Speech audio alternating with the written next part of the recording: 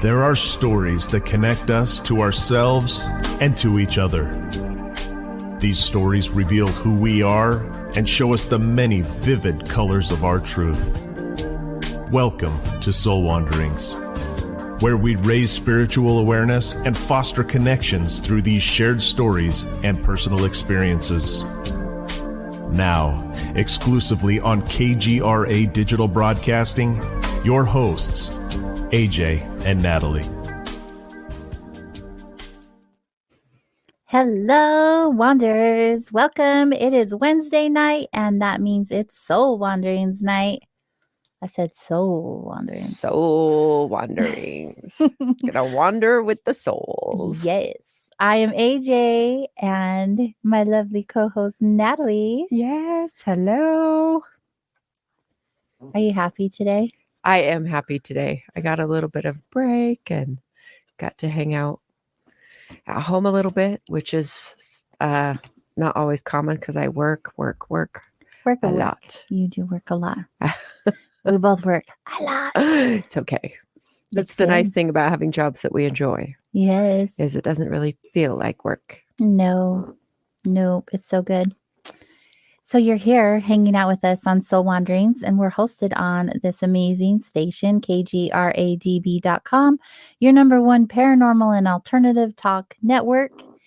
And I'm going to do something. What are you going to do? I want everyone in the chat room.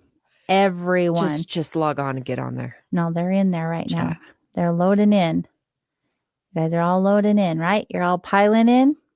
Get in the chat room. Oh, wait. I'm going to wait for a few more people before I do what I was just about to do. Oh. We'll get in there.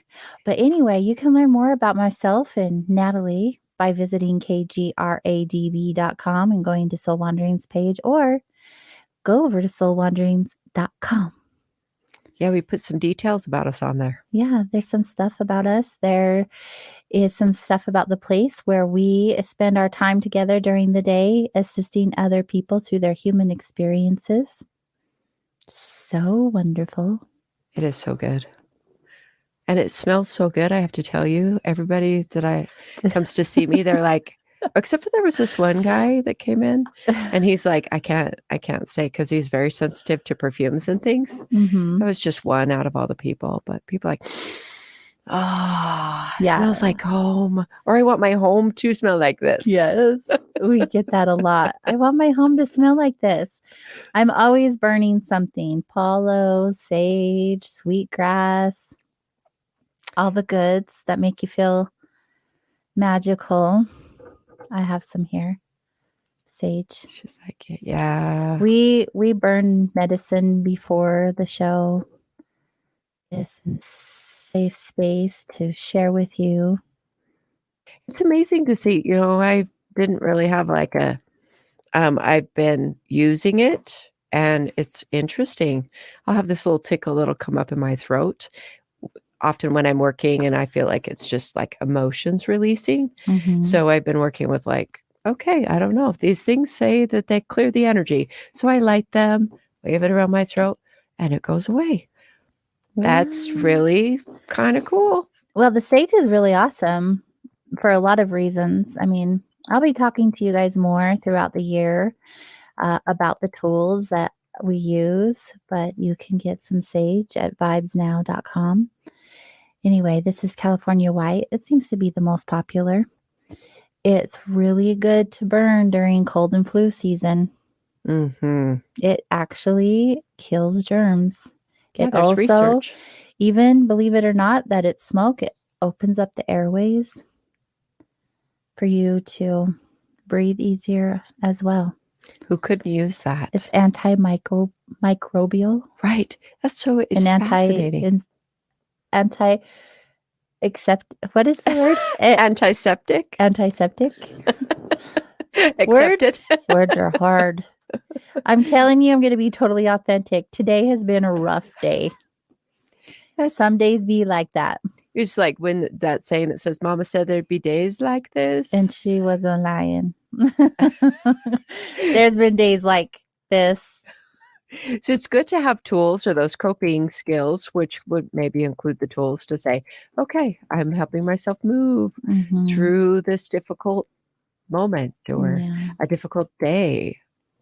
It's been both. I'm going through some big things right now, and today has been exceptionally heavy. And it's crazy because on those days that seem heavier, right? Even though you're doing your best to stay in a good headspace, everything else is not working out in your favor. Like, I had sick employees, I had to work through coverage, I had like all these other little things not work out the way that they usually work out. And so it just created extra work for me and rescheduling and, just nothing major. It just seemed to happen on the day where I was heavy. So I'm like, thanks, universe. I appreciate this lesson. That's true. Those things may happen other days, but it definitely is more, you have more awareness about it when you're having heavy Yeah. when you have human things going on. Human things. It's like, oh, it's life or something like it. I have all these little sayings that I'll use within my mental space to just, or my breath. Okay, let's breathe through this. That's been the biggest thing for me today. I've just had to take a lot of moments of breathing. Just breathe. This will pass. It is very temporary. Oh, yes. It's Yeah. very affirming to the truth of it, that everything is temporary. Facts. Yes. Everything is temporary. Thank goodness. Even if we have to do a meltdown, even that meltdown will be temporary. I don't want to do a meltdown. I'm not talking about you specifically, but sometimes people will say, well, because I do the work. Yesterday, I was talking to someone who was looking for grief support. And she said, our parents died within the last year. So not close together, but months apart. And she says, I've been so strong for my family. I'm the oldest. And she says, and then I just finally melt down. And I'm like, yay. Oh, thank goodness. That's overdue. Yes. You got to relieve the pressure. Sometimes it's good to just have an emotional come apart. You're right. And then surprisingly, you don't stay apart most of the time. Yeah. I mean, some people I know even schedule those. I'm like, how do you do that on cue? Well, you schedule all kinds of an appointment. Why don't you schedule an appointment for a come apart? Well, because how? I've had many come aparts today and none of them were scheduled. In fact, they were all very inconvenient. I don't want them anymore. No more. No more come apart. So with the scheduled, actually I do talk about with in the framework of grief, but it does work with needing to move some emotion. You just say, okay, there's a particular time. Sometimes people do it in the shower. So that's a scheduled, because when you're in the shower, you just open yourself up to it. And it's time limited. Yeah. And then you close that aspect, and then it relieves that pressure and kind of moves that energy so that you're free, more available for the rest of the day. No, I totally can get that. I can get down with that. And I've done it before. I just think it's funny that that's something I would schedule in like everything else in my life. I'm just going to have a come apart. Hold, please. I'll be back in 15 minutes. It just goes into your coping skills. No, this is how we're going to cope with life right at the moment. Right. And it's good. It's good. Let's do it. I mean, anyway, it needs to happen. You've got to get that energy out of your body, right? You don't want to be holding on to any of it. And so schedule it or don't, but do it. Right. Do it one way or another. Just do it. Just do it. So I want to bring up last week. Last week we had some conversation about mistakes. And apologies. Yes. And you and I were seeing things very differently. And I have to say, I felt on it this week. I really felt on it. And I was like, how does she never say I'm sorry? Yes. So once I sat through that, I realized sorry is a word. Empathy is the feeling. And so when you said you never said sorry, I was like, why would you never be sorry for any reason?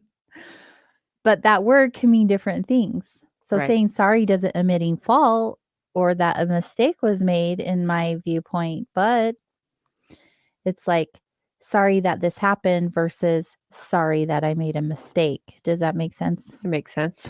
So I think that's where I was like, That's where okay, you, what? yes. So with that, as you just laid out, there's a couple things. I live with intent, and most, I really do work. Everything that I'm doing is on purpose, Mhm. not on purpose to hurt anyone. I actually find that that happens very little in my life. What about with purpose? Live it. Oh, that's good. Instead of on purpose, those Mhm. lovely little prepositions. Little words. On purpose or with intent. So I live intentionally. And so most of the things that I'm doing is with purpose or intent. And Mhm. so if that affects someone, that I trust that that's the flow of things, Yeah. that it's just the way things need to move. And with my work, and definitely with the class that I do with my friend Get Real, I've learned a lot about people need to be shook sometimes or Mhm. vibrated to release things that no longer serve. Right. And a lot of times people's hurt feelings or their triggers are things that they could definitely let go of or Yes. disarm, Right. so that their relationships are easier too, because people that get offended or easily irritated actually want the world to change so that they don't get triggered. Mhm. Only it's not the world's trigger, it's theirs. Right. Yeah. It makes sense now, but last week I was like, Natalie, you're one of the most compassionate, empathetic humans I know, and you're never sorry. Like, that just did not make any sense to me whatsoever. And especially with that, I'm sorry this is happening, because this is part of life, so it's happening. Mhm. So me being sorry is actually a kind of a I remember watching this video that talked about sympathy and empathy.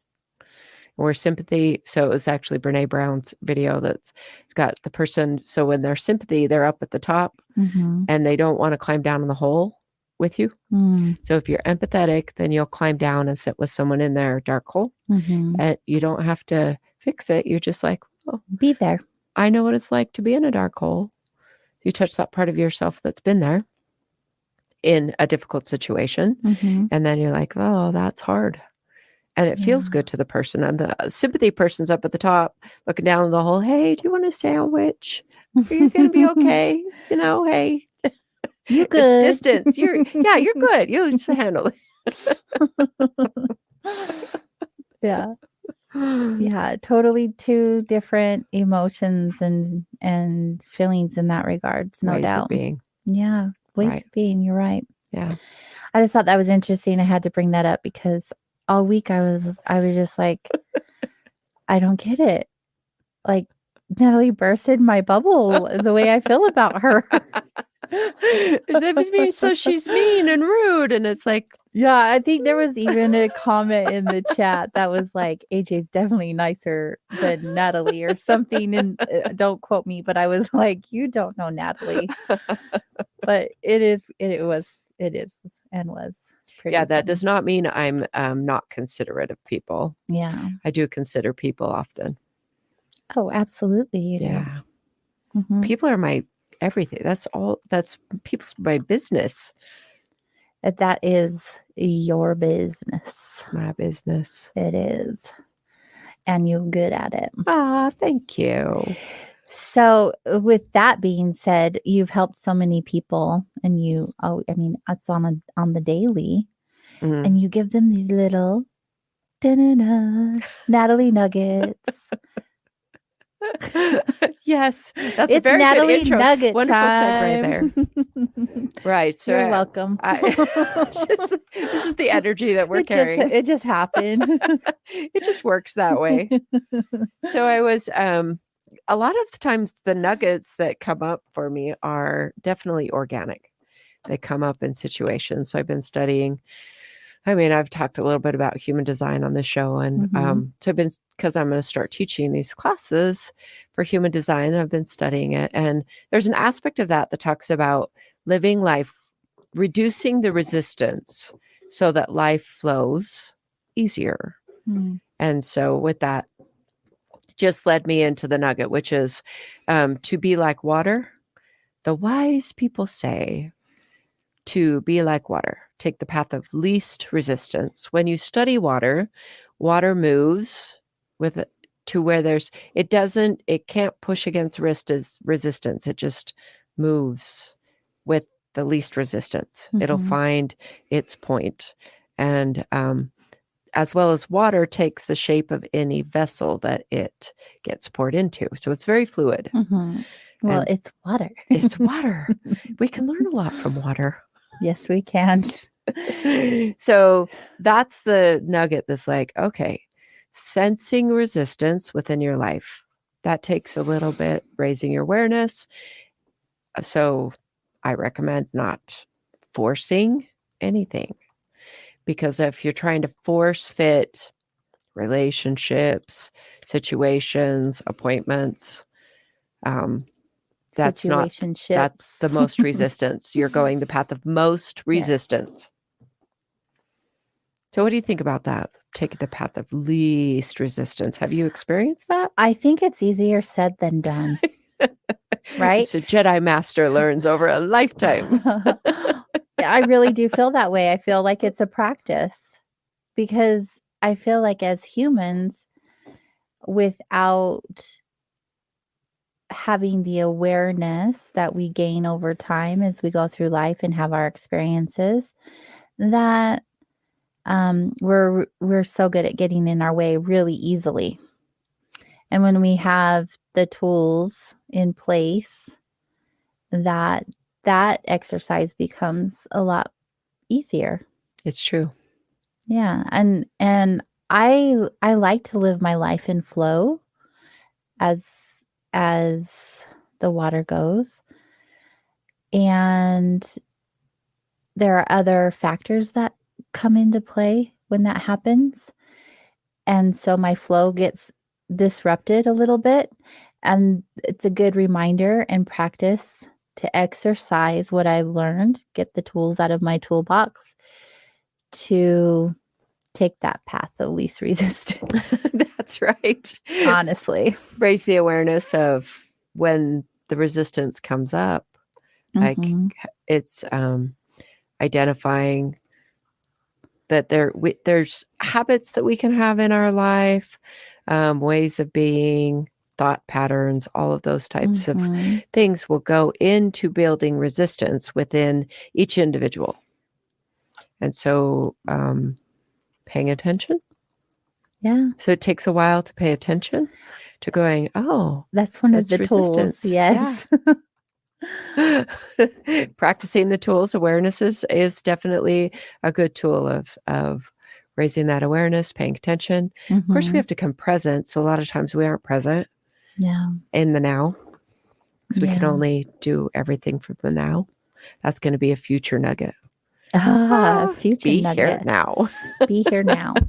Be here now. That's right. That definitely reminds me of Star Wars. There's a lot of wisdom in Star Wars. There is a lot of wisdom. You watch Star Wars and you're just like, wow, this is Jedi training. Yes. Yes. So I see more of you are piling in. If you're hanging out with us live tonight and you're not on KGRA Digital Broadcasting's YouTube or Facebook pages, I would love for you to join us there. There's chat going on. You guys can talk to us through there and share your questions and comments.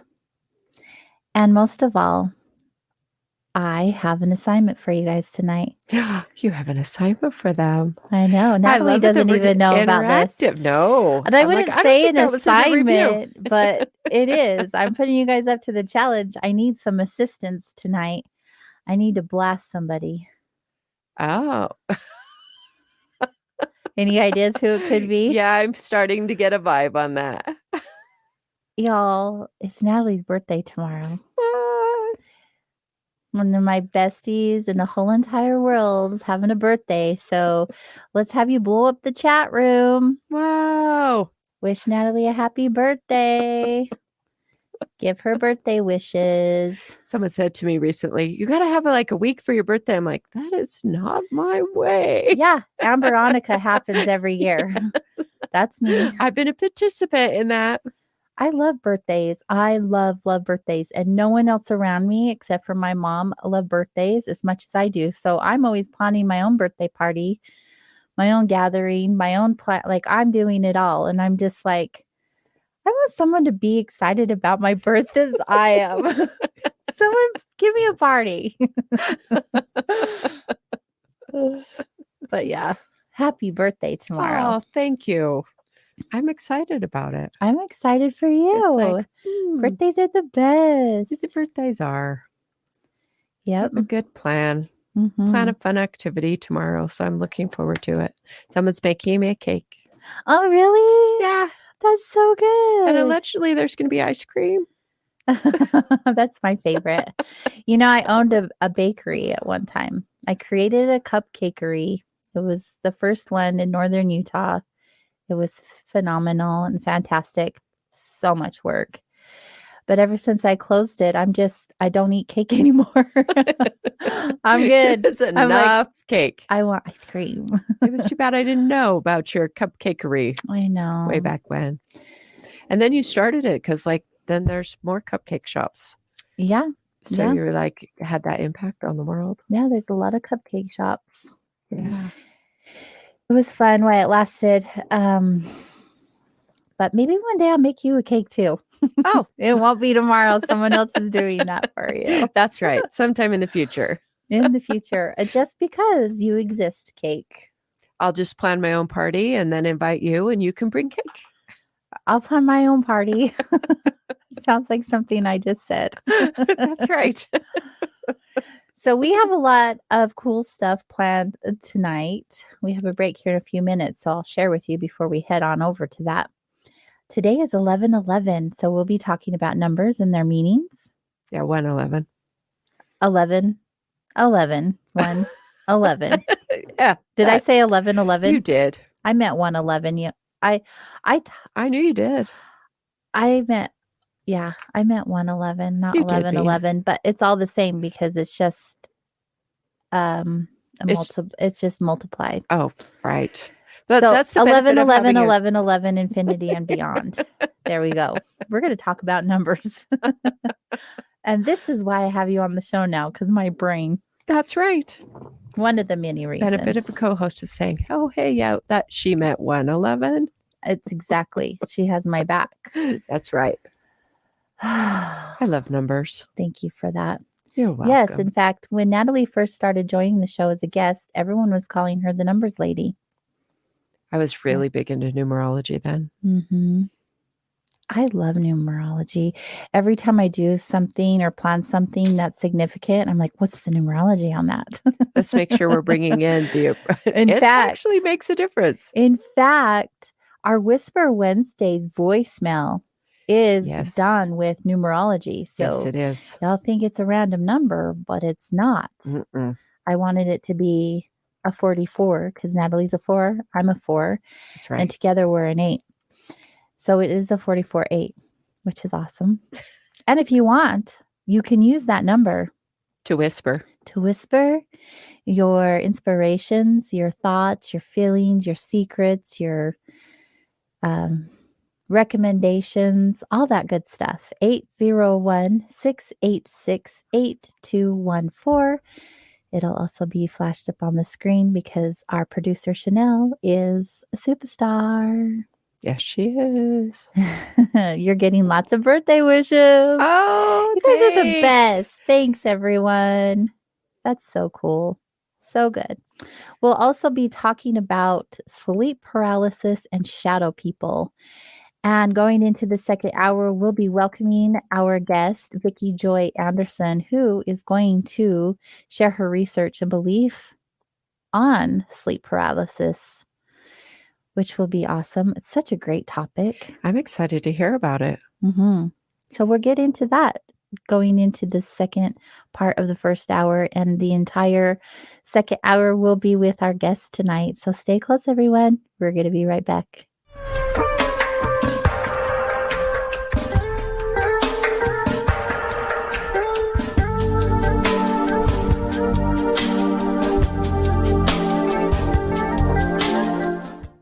Hey members, the new KGRA DB app is now available on iOS and Android devices. Gain on-demand access to any KGRA DB programming. Download any show directly to your mobile device to listen or watch on the go. Go to the App Store and search KGRA DB.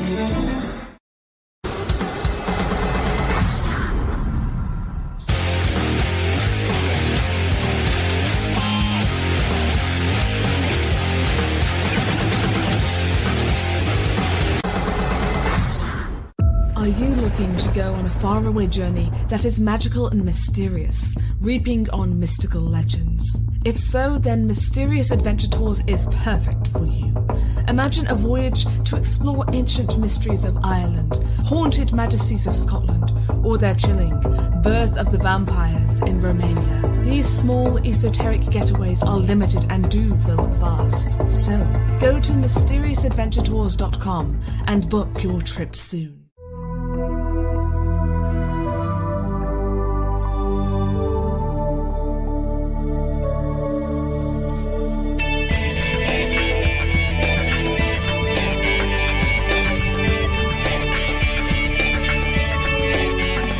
Are we alone in the universe?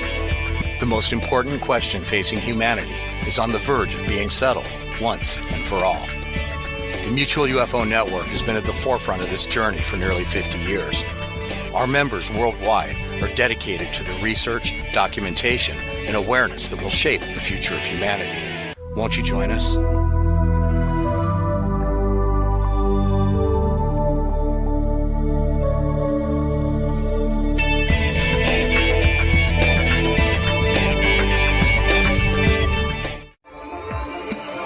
You're listening to the KGRA Digital Broadcasting Network. We provide unparalleled coverage of trending news in the world of ufology, cryptozoology, and paranormal phenomenon. Whether you're watching our video live stream or listening to one of our audio programs, you are getting the best from world-renowned researchers and hosts, guiding you through topics the mainstream won't touch. Miss one of your favorite programs? No problem. Head over to the members area at kgradb.com for access to our massive library of award-winning content. Make contact, stay connected, only at kgradb.com.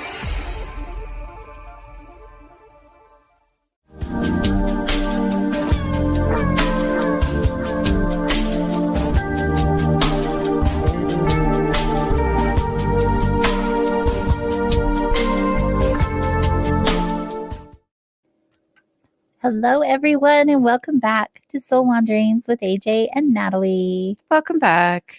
Natalie. Birthday girl. Yes. My mom said, so my mom would always tell me my birth story. So my birth story was my dad had a meeting in noon, a lunch meeting. And so I guess my mom went in and the doctor's like, she's going to be a while. And my mom's like, no, she's not, because we're going to have her here by the time so her dad can make the meeting. And I came at 11:16 a.m. So she pushed and I came. I guess we worked together. We just got a happy hatch day. Of course, it's from Maria, our little comedian. That's funny. I tell my little nephew he was hatched. He's like, I was not hatched. I'm like, I'm pretty sure you were. I was there. That's awesome. That's fun. Okay, so it's 1:11 111 today. Right. Do you see numbers often? Like, I do. I have a period of my life that it was like very concentrated, where I would consistently look at the clock, and it was consistently a paired number, yeah. which was important to me at that time. Yeah. I love how it works. I hit them daily. Daily, I look to see what time it is because we talk about that schedule that I'm always on. That's right. And so, I mean, my chances are pretty good, but it's really neat when I see them. In fact, the other, Saturday, I had both of my employees in the shop, and I got 11, 11, 12, 12, 1, 1, 2, 2, 3, 3. And one of them says, geez, AJ, you really are getting some numbers today. I was like, yeah, it's just that kind of a day. And that's the way it works. And I feel supported. And everyone has meaning in numbers, and everyone will say they're like, angel numbers or confirmations from the universe. What do you believe it is? So there's a few different things. I believe that you're on track now.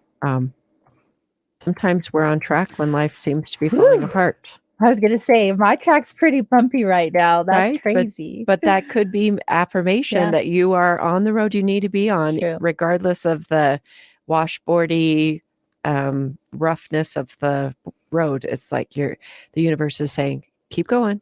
Keep going. You're on. You're right where you need to be. You're right where you need to be. That's how I feel. That's how I feel when I'm looking at numbers. I always feel, for some reason, that it's just a validation that what I just said, or what conversation I'm in the middle of with someone, or where I'm at in life, that I'm just getting a validation. Like, yeah. But if it's like your cheering committee, or you're cheering what is that? Oh, your cheerleading squad. What are the words for that? Cheerleading squad. Like me right. Now. So think about that day. It's like, wow, you've got like 5 times that they had to cheer you on. It's like they were sending you a lot of energy to handle what you're going through. Mm-hmm. And a lot of times with the rough spots are where we are getting really uncomfortable to expand. For expansion. Yeah. And expansion doesn't come in our comfort zone. It doesn't. It just does not. That's not the way it works. No. And I've been comfortable for a while. So I guess the universe was like, AJ, tap, tap, tap. Guess what time it is? There's some growth coming. A little bit of growing pains. It'll be fine. Yeah. It always works out, right? Right. So I was going to say, ones represent creativity and confidence. So with that one, at least in the stuff that I've studied, so it's a place, very creative energy comes out of ones. Mm-hmm. And there's a little bit of insecurity that goes with, it's almost like you have to have the opposite to get to know what you are. So if you are not confident, you can be experiencing the lack of confidence, but you can really be confident. I don't think that made very much sense even to me, but I was like, So with ones, there's definitely that creative energy that happens. Mm-hmm. Now, if you add the 3 ones together, it's 1, 2, 3. It's a 3. The 3s are about expression, like the ability to express. 3s are very expressive. If you have that number in your numerology, you're very expressive, and you tend to be sensitive to the environment, to things, to the ongoings. It happens to be you, like 3-1. You're a 3-1. I'm a very creative soul. That's for sure. Yeah. So that with that. So today's energy is about being creative and maybe being a little insecure. Yeah. That's interesting. I like to think that today, 111, is like the universe has my back. My angels and guides are like surrounding me and supporting me today. It's like I said earlier, it's been kind of a challenging day, and I'm just like, but I'm supported. I'm loved and I'm supported. And not just because the date's 111, that's just a validation that it's true. It's a challenging day and you're supported. And I'm supported and loved. That just feels good. Yes. I'm trying to remember who. Oh, it was Doreen Virtue, but she does not dabble in spirituality anymore. She's like full-blown Christian. It's true. But she did write an angel numbers book. Doesn't mean that discounts her work. Oh, absolutely not. I love that book. I reference it often because numbers don't always have to come in sequence. They're in in 111. Like there was a time I was seeing 356 and 892. Oh, right. Not individual numbers, but right. a blending of them. Yeah. And they all mean something. At least according to her, they do. Or did. I don't know. Potato. I still don't think there are any coincidences. And I think it's pretty neat to even, we all have to believe in something. So I've always resonated with numbers that way. So if we consider them like mileposts, like we're driving down the highways and there are mile markers, there are signs to tell us what's ahead of us. Mm-hmm. That's the way numbers can be interpreted as tracking where you're going, kind of an indication of where you are in your path. What mile marker are you on today? 365. So someone's asking what a 1-12 is, which is your birthday. But it's a 4 because I know that you're a 4 because I'm a 4. But what would a 4 mean?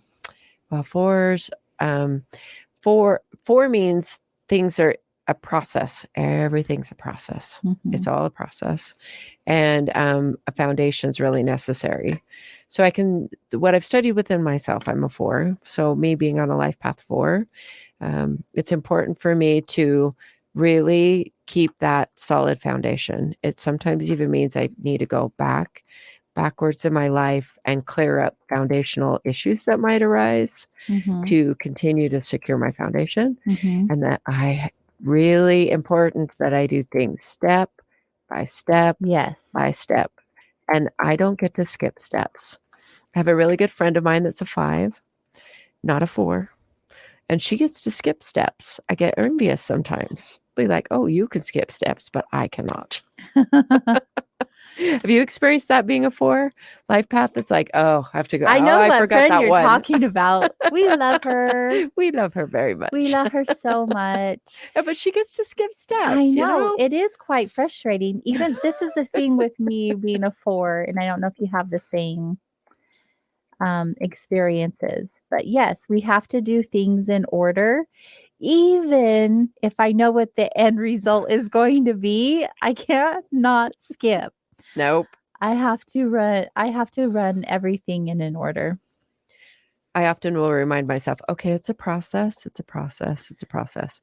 And there's some freedom in understanding that because there actually is no rush to anything. So, well, maybe that's not completely accurate, but it's like the understanding it's a process. Yep. Yeah. I love having learned about myself and been able to inhabit that and then watch it at play and watch how it eases. It goes back to taking the path of least resistance. I've learned there's that water. It's a lot easier to understand and interpret the resistance when I can come back to the ways that I am. And just, it's almost empirical because it's like, well, this book says this about me. Let's see. Let's experiment. It's true. It's neat. I like it. I have someone asking you if you're rubbing your toes, but it's your coffee mug. They can see it on camera. They're like, what is she rubbing? It's really cute because it has a little genie bottle on it too. That's funny. I think it's kind of a genie bottle. I move my hands a lot. Yes. I fiddle with. You always have. Yeah. I've observed that with you. It's just kind of moving energy, I think. I do this a lot. Yeah. I do this and I just. It's quite something being on camera. I know. I've caught myself so many times where I've because I'll touch my face. I don't know why. I don't It need to just touch my face. happens. I'm just kind of like, and stop It's all on that, camera. AJ. Stop that. But we promised to be authentic, didn't we? Oh yeah, I'm so authentic today too. Keeping it real. It's true. And I just have to say, I'm very grateful for the heater in our space right now. Yes, it's already made an improvement. I feel better. I was shivering and Chanel hooked us up. Okay. Full service. I'm getting off topic. I just feel spoiled. Our producer is badass. She Awesome. is. She's so awesome. We just throw out some gratitude because the support staff are super important. So good. So good. So our guest tonight is Vicki Joy Anderson, and we'll be introducing her in the second hour, which isn't for another 15 minutes or so. Do you have any experiences with sleep paralysis? Not that I can ever remember. What about shadow people or dark figures? I have it. Dark figures in dark rooms. I'm pretty sure I grew up in a haunted house. Mm-hmm. That the house that I lived in was haunted. Mm-hmm. We used to live in an old school house that's in this local area. People often remember it. It's torn down now, and I remember that I'd shut off the lights in the basement and run upstairs because it just felt But do people creepy. just do that anyway just because it's a thing? No, because it doesn't feel at all like that. In my current house, I don't need to shut off the lights in the basement and get up. Oh, really? Not in my basement. Doesn't have any vibe like that. It was something. Mine does. Occasionally the piano would play at night. Not sure if it was a cat or something else. I have a really interesting, I don't know, shadow people, but I do have, we were on St. John, this really cool picture so we were in St. John in the Virgin Islands, and it was super rainy. Like it was just stormy. It was raining. And we drove out to the end of like Highway 10 that was there. And there was this really fascinating tree that looked like it had a face, gnarled old tree that was in the middle of the road. That the lane split around this tree. And so we took a picture of the tree. We actually took 2 or 3 pictures of the tree. In one frame, you could see the face of the gnarled in the tree. The next frame, you could see little ghostly pirate faces. For real. It's like, okay, not doctored. We didn't even know till we looked back on the camera roll. We're like, that's weird. That's not exactly shadow people, but. Well, yeah, I think people, I don't know. I did have one experience where I was in my yard, my driveway, weeding, like digging out the plants and just, doing the yard work. Mm-hmm. And then there was, to the side of me, felt like there was a person that was wearing a hat. More feeling than seeing. And then when I looked, that wasn't there. I was like, that was interesting. I have a lot of experience with shadow people, and I've shared my experiences several times here on the show and some other podcasts where I was a guest and even a documentary. But I saw shadow people quite often when I was younger. And a lot of people feel like they're heavier, darker energies. And when I was younger, I never felt that way. I always felt like they were there to protect me. However, they always came around during heavier moments of time, like experiences. So that's why I thought they were there to protect me. But also, I don't know why they were there. But after talking to people who are experienced, if you will, in those types of energies, I was told that they were probably just there feeding off of that negative energy. Oh. I don't like to believe that's true because I always found peace with them. Oh. And I always felt protected with them. And so my intuition just popped and said, shadows appear when there is light. So yeah, well, that would make sense too. Right. So there's a light, and there always has to be a light source to cast a shadow. Yeah, I believe that. So I really do believe that. Maybe your experience doesn't need to be reinterpreted. No, and I never felt that it did. It was just interesting to hear other people's point of view when I actually shared like the experiences I had when they were around. Saying I've seen them and I've been around them is one thing, but sharing the times that they were around is another. Yeah, that's true. And I haven't stopped seeing them. I still see them. It's just not as common or as often as I used to when I was younger. Now I see other apparitions, not so much the shadow, which is just interesting. I do see a lot of things out of my peripheral. I find that the more when I feel like I spiritually grow, the more I can see differently. Yeah, isn't that neat? It is neat. It comes so easily for some, and then others it comes through time, experiences, awareness, willingness to see. Don't be. What about sleep paralysis? I don't ever remember being paralyzed sleeping. Very fascinating. One time in a rough part of my life, I heard an explosion. It was like maybe sleeping, maybe not, but it was like literally like a detonation, and I never understood what that was about in my sleep. But sleep is such a fascinating thing anyway, because why do we have to do it? I love sleeping, don't get me wrong, but there's so many other things I want to do with my time. Like yesterday, I just had so much more I wanted to do, and I was like, but I'm so tired. I need to go to sleep. I didn't want to. I've heard one person say that's the only time when our body really recuperates is during sleep. Yeah. Well, I mean, and there's so many studies on what happens with us when we sleep, right? Yeah. But I've had many clients come to me after sleep paralysis episodes and share with me in great detail their experiences, as well as a couple of friends. And it sounds quite terrifying to me.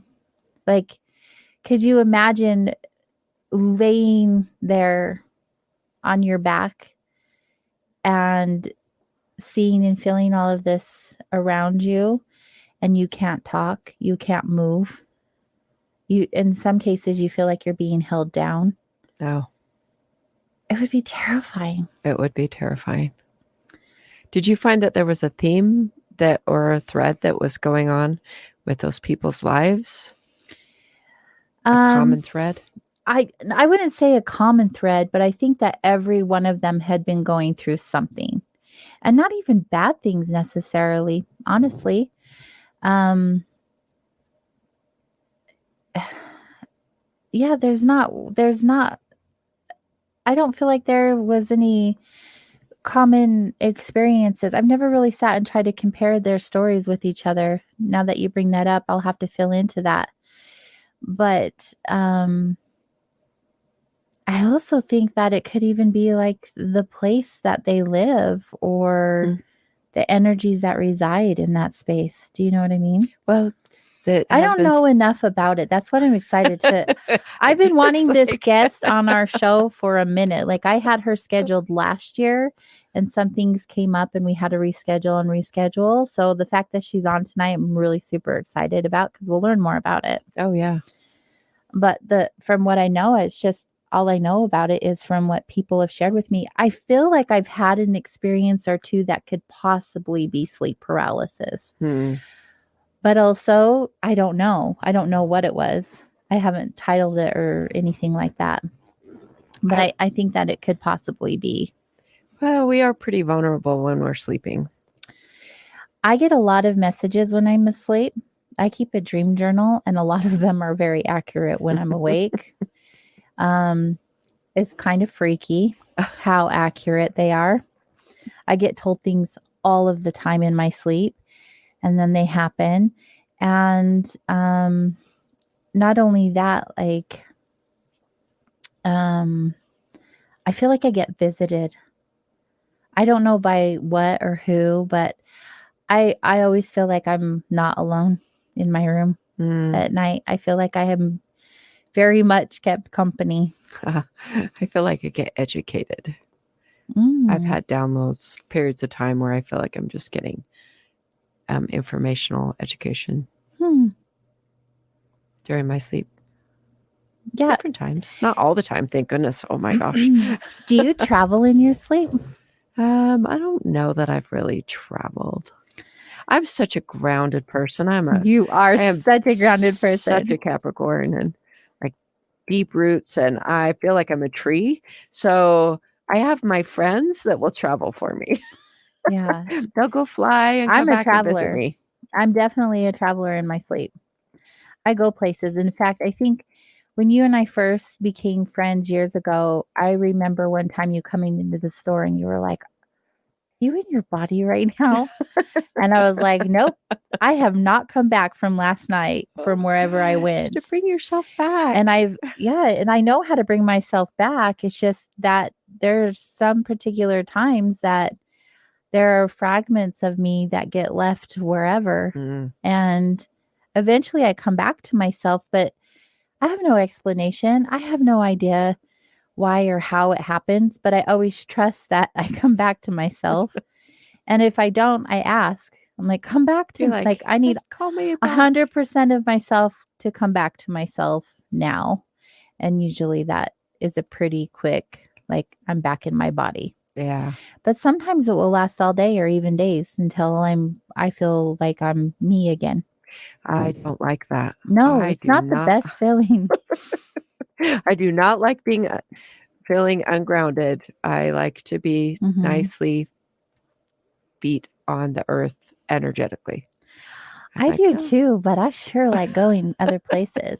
I had a reading with a past guest, Debbie Solaris, and she told me quite a bit about my past life and even my current lives now, multidimensional lives now. And she had said that I am actually on a galactic council of, I think it was 6, and that I'm doing like all this work. I won't get into the details of what I'm doing there, according to her, but that I'm also here playing a part in this experience that's helping that experience to have that whole thing come to fruition. It was just quite fascinating. Well, no wonder. Why wouldn't you travel then? You've got to go back and give That's briefings. Exactly. And so I'm like, that explain makes so much sense. When she told me at first, I was like, okay, wackadoo. This is weird. But why does it feel right? Once I sat with it, I was like, no wonder. This makes so much sense to me now. And like, I'm so human sometimes, Natalie. I'm so human. You are. Because I really want to be in this human experience. I call that dedication for the cause. No wonder they picked you to come and be human here. I really do. I try. I don't even try. It's just who I am. I do my best to be here in this human experience and have every emotion and every experience I can. But also there's this part of me on a soul level where I am exhausted from being human. And I'm like, okay, when's this shit show gonna get over with? Like, can I go back to wherever I am in another dimension now, please? Because this is just not for me. This planet Earth is quite the experience. It's exhausting. I mean, and it's exhausting for everybody. I'm not exclusive in that. I just feel like, wow, this could go on for a while. Boy, this is like, we're going to have to make note of this. We're going to write this down for future shows. I've had some really crazy, awesome, intense experiences, not to mention my NDE, which just validated so much of my purpose here in this particular experience. And I just think all of it is quite magical. It is quite magical. It really is. That's why it's exhausting, but it's not. Yeah. Not to mention the pain levels that I go through.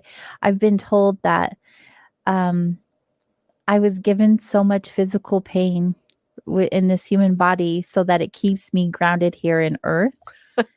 That makes sense. It doesn't make sense. Otherwise, you would be gone. Yeah, no. And that's what I was told. Many people have shared that with me. Many people who channel or connected, they're like, without knowing what my experience is, have said, are you in a lot of pain? Yes, I'm constantly in some level of pain and physical pain. And they're like, well, I know why. Well, why? Because I'm done. I'm so done. You would float no, away. You have to be in pain. It's to keep you here in this human experience, to feel everything. You're meant to feel everything in this way. That was part of what you signed up for. Ah, it's fascinating. Mine would be the opposite. How do you get ungrounded? I have no idea. How do I float away? How can I shake you a little bit, Natalie? I'm a Capricorn with a Leo moon. It's like I'm either earth or fire. It's really cool though, because you're one of the closest people I have in my life, and one of the closest females. Like, I don't have a lot of female people in my life because they aren't grounded.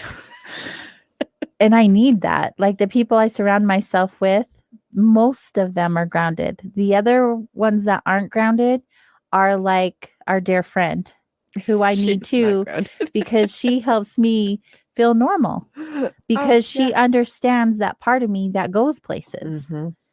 And she sees me, like, she understands when she comes to me and she's like, what do you see? What do you feel? And it doesn't matter what I say. She doesn't think I'm crazy. No. And I love that. And I love having a friend like that too. But the grounding is necessary for me. I would just be like, it's okay. I'll be your tree. Yeah. I'll give you shade. Yeah. Be your stability. Yeah. It's so good. It's really lovely how we can appreciate the differences in each one of us. And you know, it makes a good team. I find that when you have people that can come and be your without yin competition. to your yang. Yes. We were talking about that. Yes. We were talking about that yin and yang energy. It's like, well, it's the light and the dark. It's the opposites. It's necessary. Mm-hmm. I was reading, it was on the calendar that talked about the cause and effect. And cause and effect are the same. They're on the same pole. Mm-hmm. So it's a polarity, but it's also the same. Cause is effect and effect is cause. Mm. It's just beautiful. Yeah, it works, right? Yes. So are you ready to hear about sleep paralysis? Yes. With our awesome guest? I'm so looking forward to it. Me too. You guys, we're going to take a quick break. And when we get back, we'll introduce you to our guest for the evening. We'll see you soon.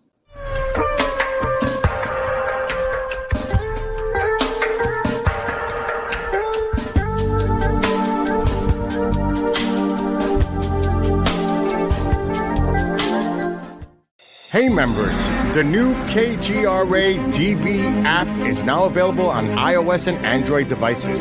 Gain on-demand access to any KGRA DB programming. Download any show directly to your mobile device to listen or watch on the go.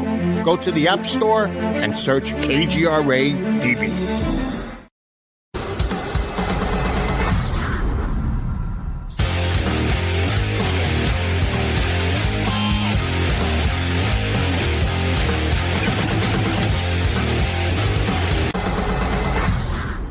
Are you looking to go on a faraway journey that is magical and mysterious, reaping on mystical legends? If so, then Mysterious Adventure Tours is perfect for you.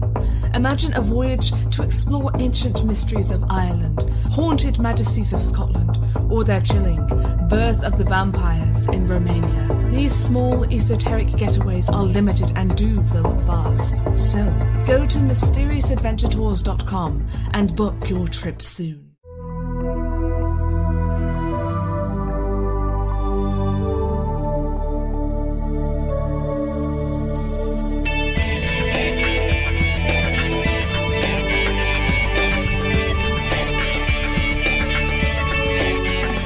Are we alone in the universe?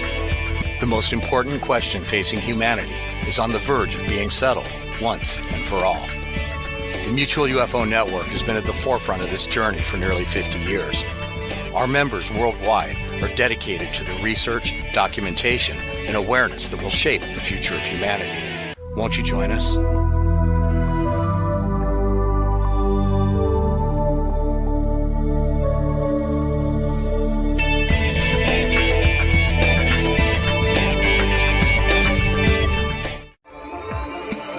You're listening to the KGRA Digital Broadcasting Network. We provide unparalleled coverage of trending news in the world of ufology, cryptozoology, and paranormal phenomenon. Whether you're watching our video live stream or listening to one of our audio programs, you are getting the best from world-renowned researchers and hosts, guiding you through topics the mainstream won't touch. Miss one of your favorite programs? No problem. Head over to the members area at kgradb.com for access to our massive library of award-winning content. Make contact, stay connected, only at kgradb.com.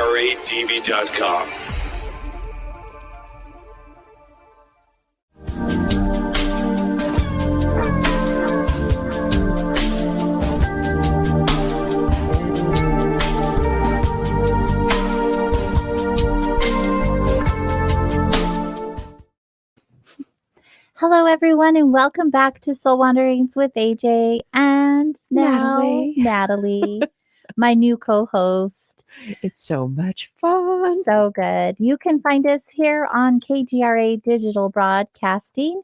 Visit kgradb.com to see our show and all of the other amazing shows that are hosted here on this station. There's also a members only area where they have all of the past shows and some behind the scenes content, and they are creating some more. I've heard all about all the good stuff they're going to be bringing on. Now's a good time for you to try the free membership trial period. And then if you decide that you want to sign up, if you use my promo code SOUL21, SOUL21, you will be able to receive a discount on that membership and save you some money. Saving money is a good thing. I say my promo code. It is now Natalie's promo code. Mine too. This is going to be this is going to be a learning curve. So let's not waste any time because we only have an hour with our guest tonight. That's going to go fast. It's going to go by really fast. Let's welcome to the show Vicki Joy Anderson. She's going to be sharing with us about sleep paralysis and all of the research and belief she has to answer the questions that y'all may have. Hi, Vicki. Hi, thank you for having me on. It's great to be here. Oh my gosh. First of all, I was following you on TikTok and you're gone. You know, they shadow banned me and I don't know why. It's not like I was, talking about anything controversial. So I'm still on Instagram, so you can find me on there. But yeah, I went down from 400 to 700 hits down to 40 overnight. And I let it play out for a few months and I tried changing things, but whatever. Apparently I have offended the powers that be. Yeah, apparently. Well, good thing for other media platforms. We'll be flashing some of those up on the screen. So we'll be able to find you on Instagram and on YouTube. And we're just really excited to have you here tonight. Thank you. I'm happy to be here. Cool. So, first of all, I have a question for you right off the get-go. All right, let's go. I mean, it's an easy question, but why is sleep paralysis your topic of research? What happened in your life to bring you down that road? Yeah, yep, great question. It was something that was foisted upon me at an extremely young age. I was far too young to understand or have any capacity to understand what was going on. And it started, I think, as early as 3 years old. My first solid memory of it was 4 years old, but I have other memories where I have memories of telling my mom about nightmares and things like that. And so it started at a very young age and it plagued me on a regular basis for 47 years. And along with it, and it took me a long time to figure this out because technology and the vocabulary and our understanding of these things had to catch up to the experience. But I think a lot of people that feel like they have sleep paralysis, they don't understand that there's other nocturnal things going on as well. And there's a lot of involuntary shifting, reality shifting, and astral experiences going on. Many people don't have memories of this, but they have the side effects of it. You know, I was listening to you before the show, AJ, when you were saying sometimes it takes days for you to feel grounded again. And it's the same thing with sleep paralysis. And it's especially confusing when you wake up and you don't have a memory of it and you feel off for days. You're looking over your shoulder. You have feelings of paranoia and oppression and depression and anxiety. And it doesn't mesh with your real life. Like I would always think, this isn't meshing with my real life. I have nothing to be upset about. And so it took me many years to figure out that even when I wasn't having the sleep paralysis, I was being harassed in other ways. And I just want to kind of demarcate in the discussion here that there's kind of two schools. There are a lot of people that seek these experiences out, and they're learning how to master sleep paralysis and astral travel and lucid dreaming and reality shifting. But then there are involuntary aspects of all of these things too. There are people that didn't sign up for it, haven't studied it, haven't longed for it. And it is more of an abduction, bondage kind of a situation. They're not desirous of it. And that's really who I wrote the book for, because there's a lot of people that are tormented by this, and it's not something that they want, and they don't know what they've done sort of to be targeted or how to get themselves out of the loop. So it was more of the people that are being dragged into this in an involuntary fashion that I fashioned the book after. Oh, that's fascinating. It brings to mind, well, I don't know why this comes up, but wondering, do you feel like people that get targeted may have real bright light potential or something like that? Like they're here possibly to do something, and so it's kind of like targeting them to diminish their capacity to do big things? That's my question. It's a double-edged sword. There is two very contradictory aspects of targeted individuals that seem contradictory. I do agree with you that in some cases, these might be people with certain giftings or potential for achievements. And in some cases, those gifts are going to be hijacked and used for someone else's purposes, or those gifts are going to be suppressed. That's going to be stolen from that person. But another thing that is in common with a lot of people, whether it's voluntary or involuntary, a lot of people that get kind of sucked into this sort of realm have experienced trauma.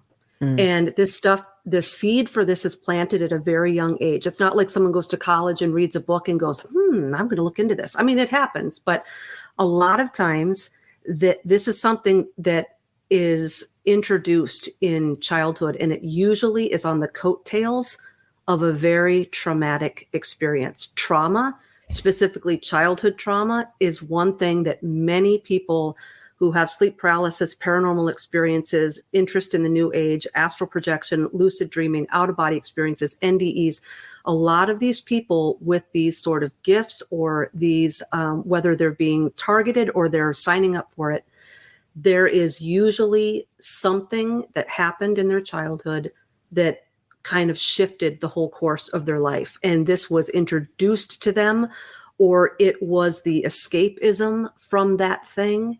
Sure. In my case, it was medical procedures from the day I was born. I had medical stuff going on, and my first major operation was at 10 days old. So imagine a 10-day-old, baby on an operating table where I was getting, my face cut up, and they were doing probing in the brain and doing exploratory brain surgery. So very traumatic. At 10 days old, you don't have the capacity to understand that. And so that continued. I was in the hospital for a month before I could go home. And at that point, the course had sort of already been set. And so it's really interesting, Natalie, to your point. On one hand, I think I was targeted because I was extremely vulnerable and because I had that trauma. And I had such a desire to be special because the world didn't think I was special. Nobody in my classrooms or like nobody was giving me any beauty contest awards. You know, I didn't get a lot of attention as a kid for being cute or, you know, as I got older.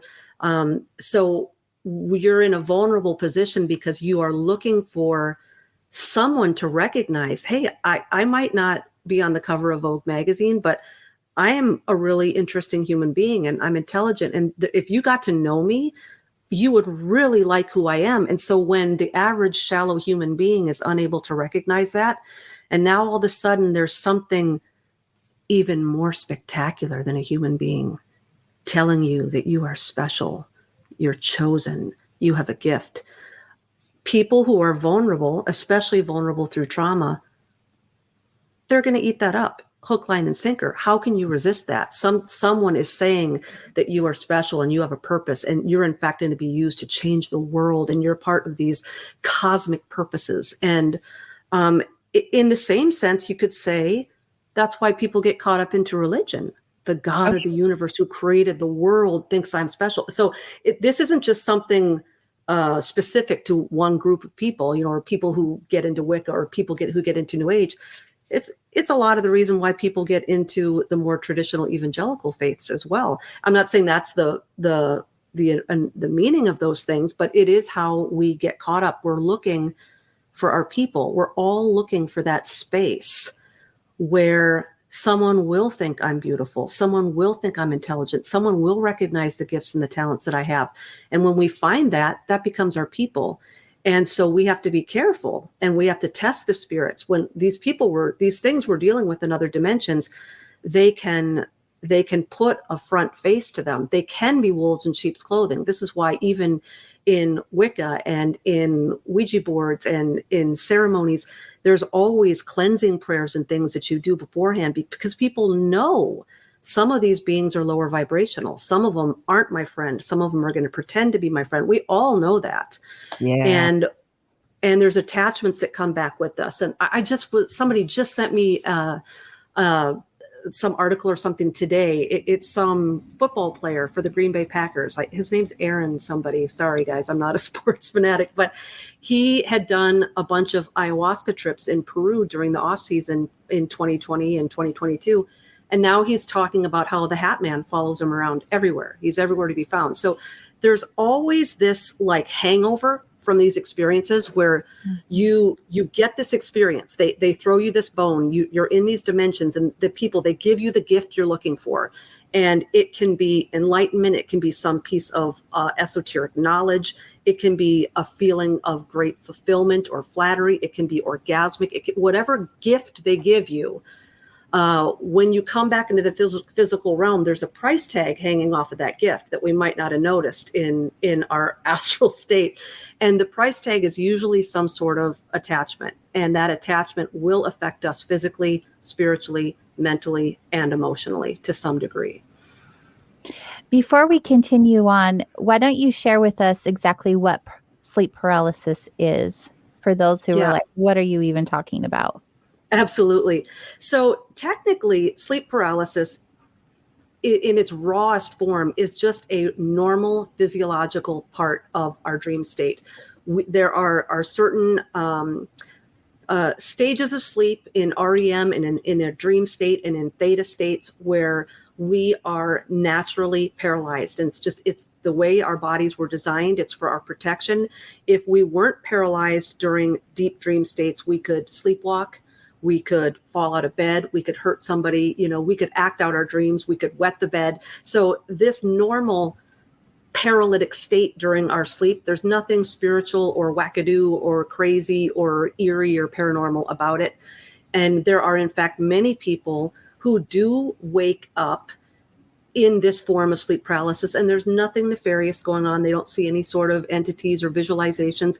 They just wake up, and it's almost kind of like being on anesthesia, where you're falling under anesthesia, and you have an awareness that you're kind of falling in and out of an altered state of consciousness, but it kind of feels good. It's kind of like you got a buzz.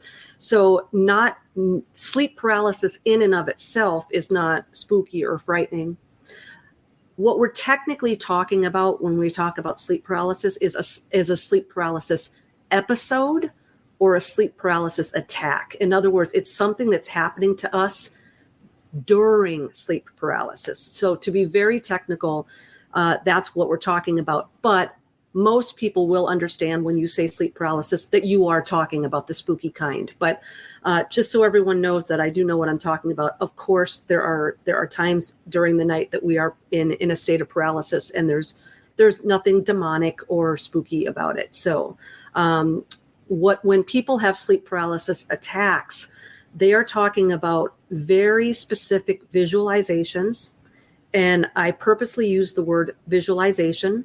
I'm sort of a word nerd. I was an English major, so I take words very literally to the lexical form in the dictionary. If you actually look up the word hallucination, it is sort of synonymous with having a delusion. You're seeing something that's not really there is what the definition is.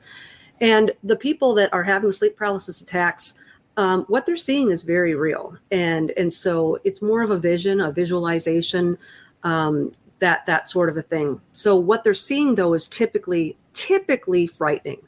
Though you will hear people talk about sleep paralysis experiences that were, pleasant, or they had some sort of enlightening experience, or an entity showed up as a familiar, so that they were in the form of like an ancestor or something. So it's comfort. You're not afraid. You're not seeing it in its frightening form. But most people will talk about the shadow people, the hat man, the old hag, the incubus, the succubus. They'll talk about the alien grays.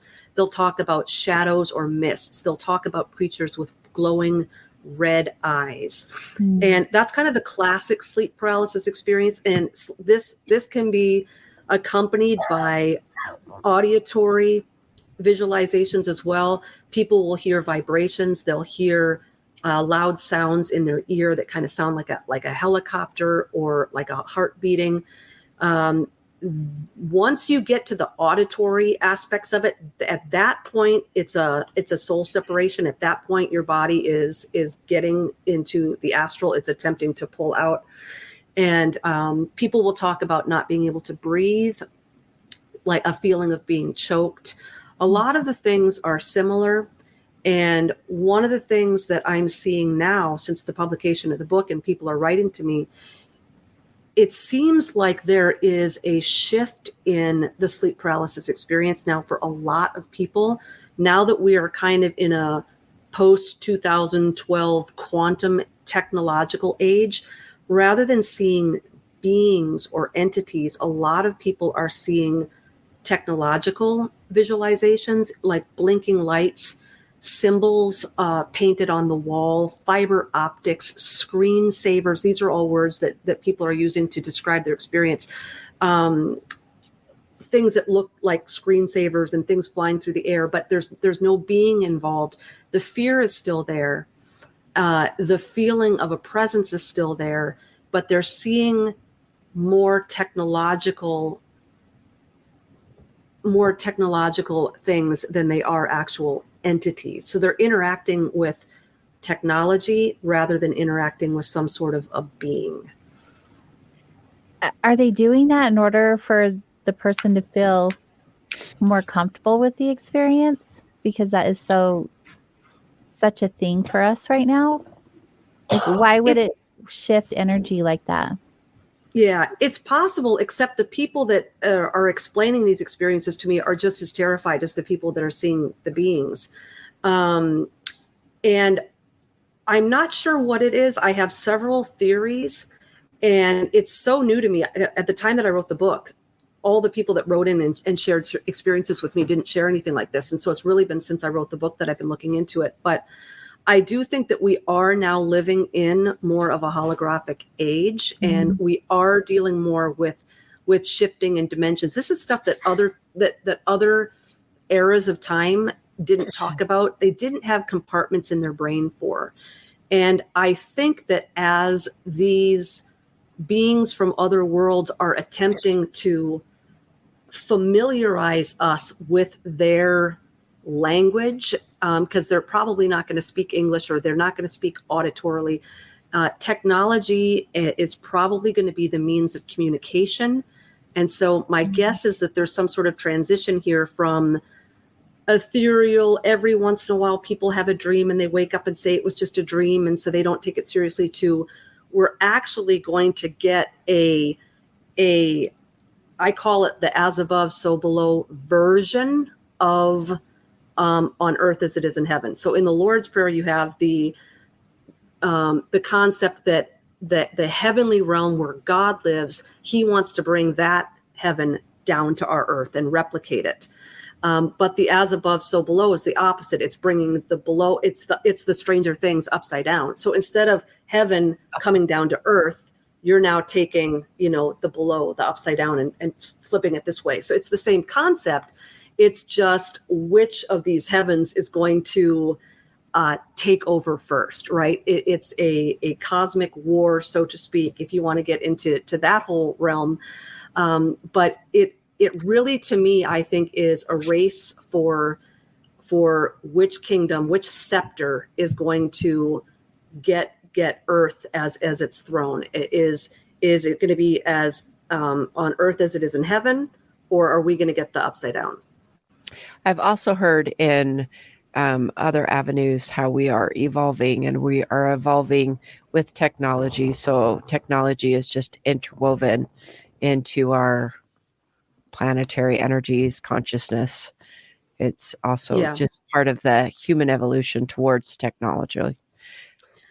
Absolutely. And singularity or transhumanism, H plus, all this stuff, which depending on how you look at it, it's kind of funny how we've been sort of indoctrinated for the last 50 plus years in the concept that us turning into robots or being ruled by robots is a terrible, horrible, scary thing. They're, the Terminator people are going to come and rule over us, and we're going to become slaves. And so it's interesting to me that they're now trying to peddle that like this is a really awesome thing that we're going to love it after convincing us to be terrified of it for 50 years. So I'm not quite sure what, when, how, where, or why humanity all of a sudden is going to think a robot takeover is great. But I think, we're on our way. Some people do. Yep.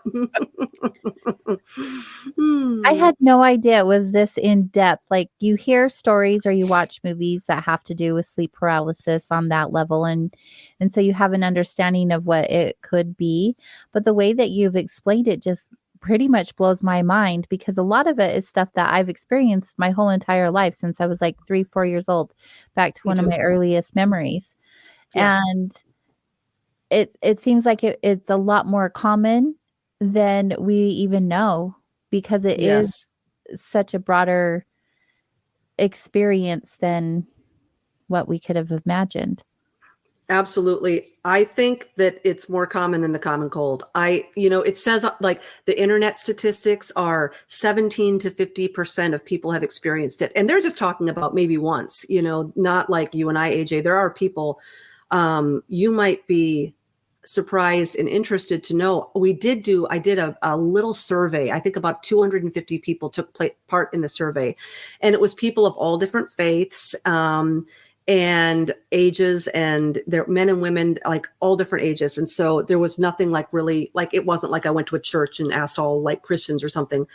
And what was interesting is one of the questions I asked was, how many times have you had sleep paralysis? Never one time, 2 to like half a dozen times, whatever. And then I went all the way up to my entire life. And I expected my entire life to be 1% or less, because I really thought I was in this unusual category. 25% of the 250 people said that they have had it their whole life. And as you got deeper into the questions, there's a lot of stereotypes, especially amongst the church and religions and among Christians and things, that this only happens to people who dabble in the occult, play with Ouija boards. It's this idea that this can only happen to you if you really go out looking for it and wanting it and dabbling and opening doors. And what I am finding is that is not the case. No. There are a lot of people writing to me who have said, hey, I've been a spiritual person my entire life. I love the Lord. I follow the word. I don't get in any trouble. I don't dabble with the stuff. They kind of give me like the whole list of all the stuff they did right. It happened to them. And they say it's been happening to me. And what's scary is it's doing a number on these types of people, because a lot of them, after years and years and years of this kind of harassment, and they've tried everything, everything that they could bring into their house, every internet prayer they can pray, and they're praying over, Masonic bloodlines and curses from their ancestors, and they're getting rid of all their rock music. They're doing everything, and it's still coming. And so they come to a conclusion. I guess I'm not a spiritual person. I guess God doesn't exist. I guess he doesn't love me.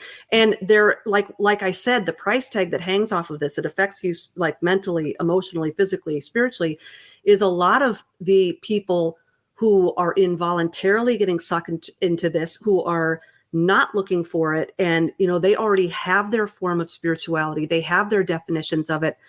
But by the end of it, their entire framework of their spirituality has been destroyed, because they become so disoriented and confused as to why they're being targeted. So it can be a very destructive thing for these people that are suffering with it for decades.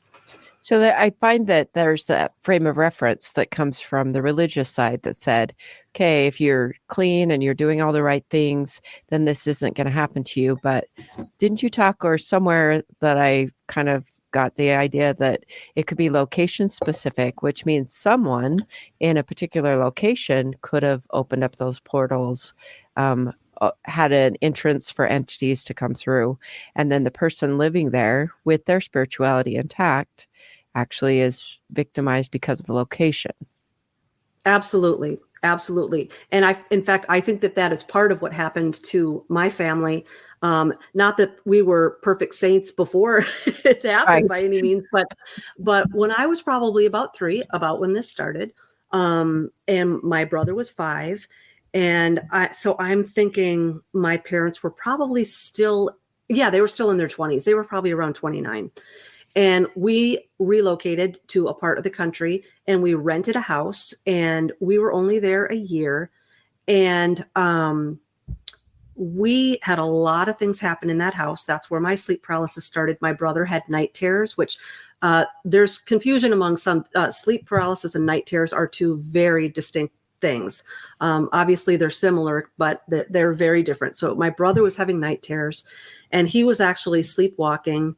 And my mom would get, these premonitions. She would wake up in the middle of the night and like run into my brother's room, and he'd be gone, and he'd be out in the street, he'd be sleepwalking. And they would try to shake my brother out of these night terrors, and they could not wake him up, and he would be screaming violently. So you can already kind of see the difference between this and sleep paralysis. Sleep paralysis, you're just sitting there. You can't scream. You can't move.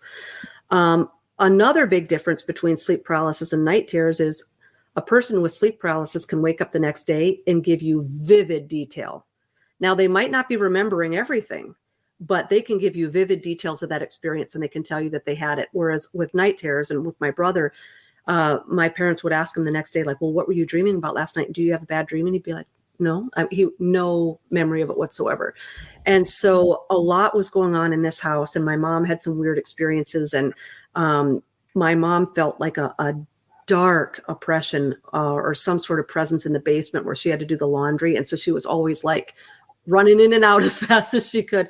And so we did end up finding out a year later, because we got the Christmas letter. You remember back in the 70s where people would send the annual Christmas letter with the bowling scores and all that and that. And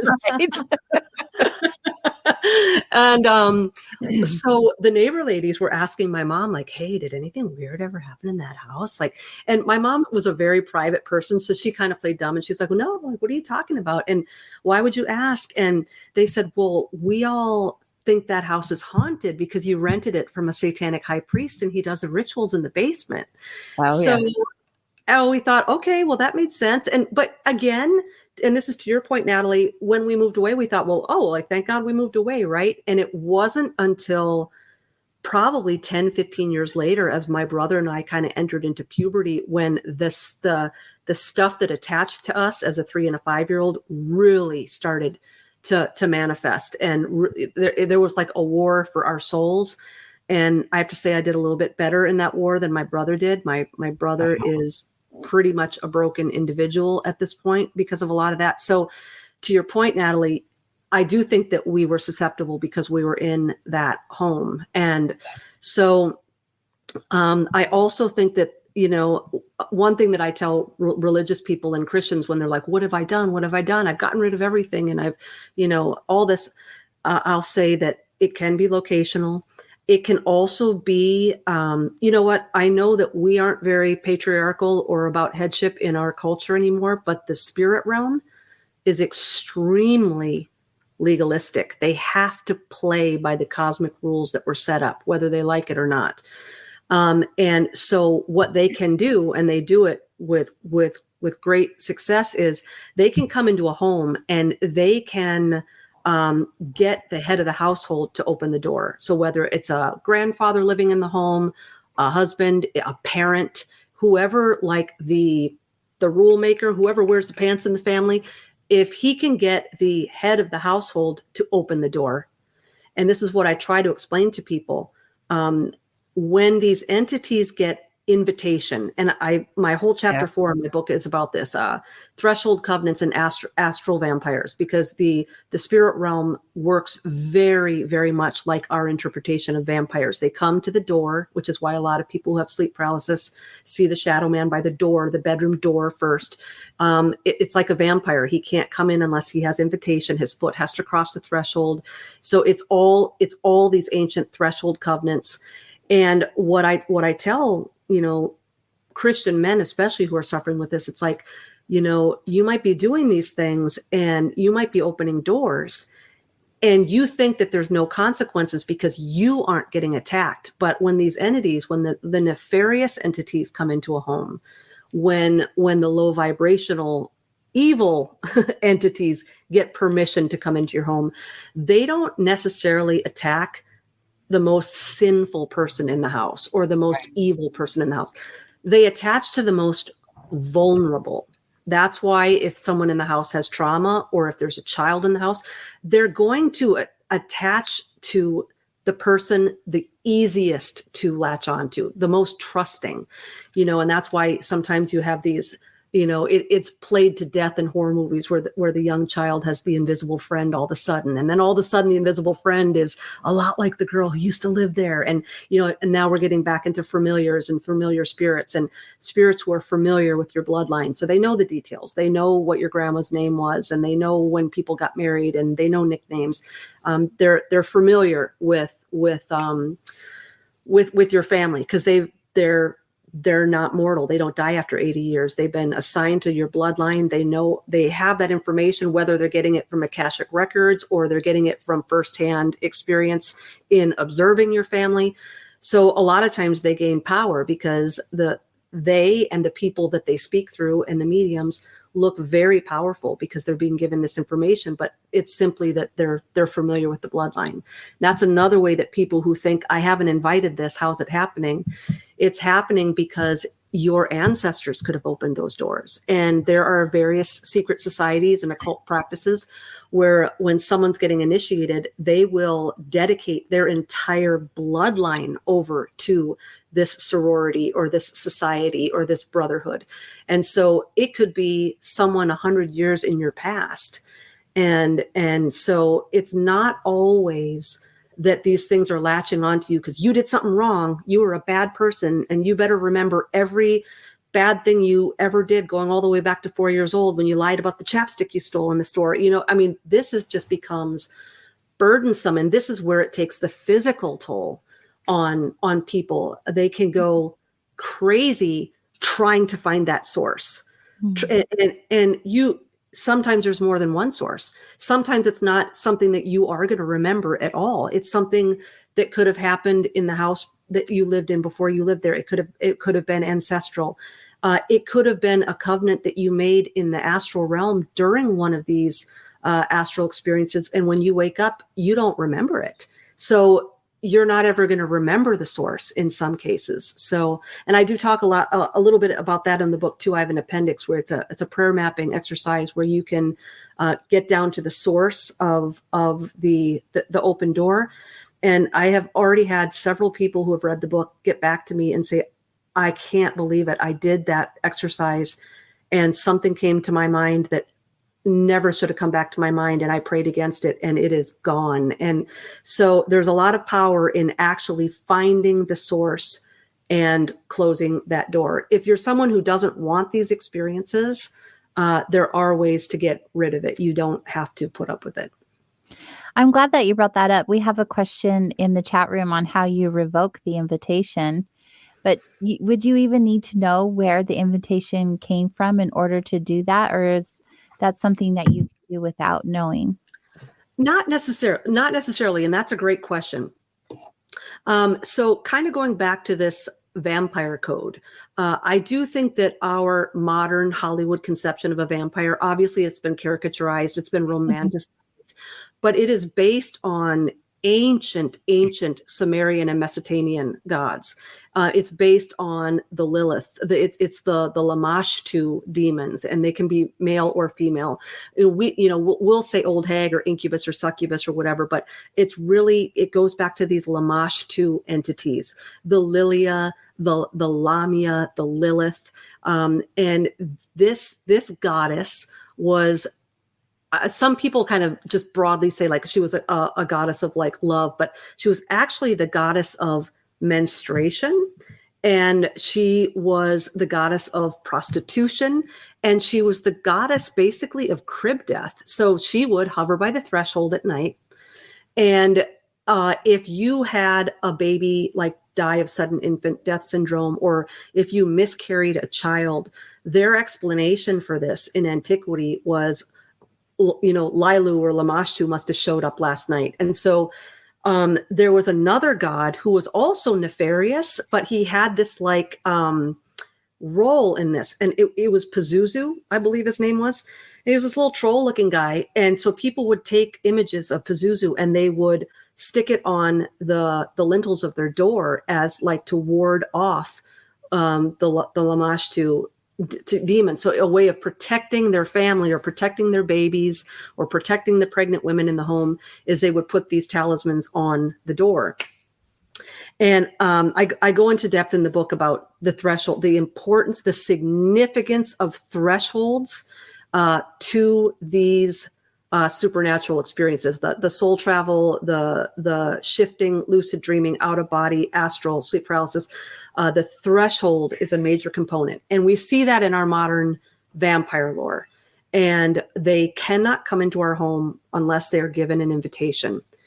Now, this is where it gets interesting. Once they've been granted invitation, there's only two ways to get out of that covenant, or so they tell us, right? This is what they want us to believe.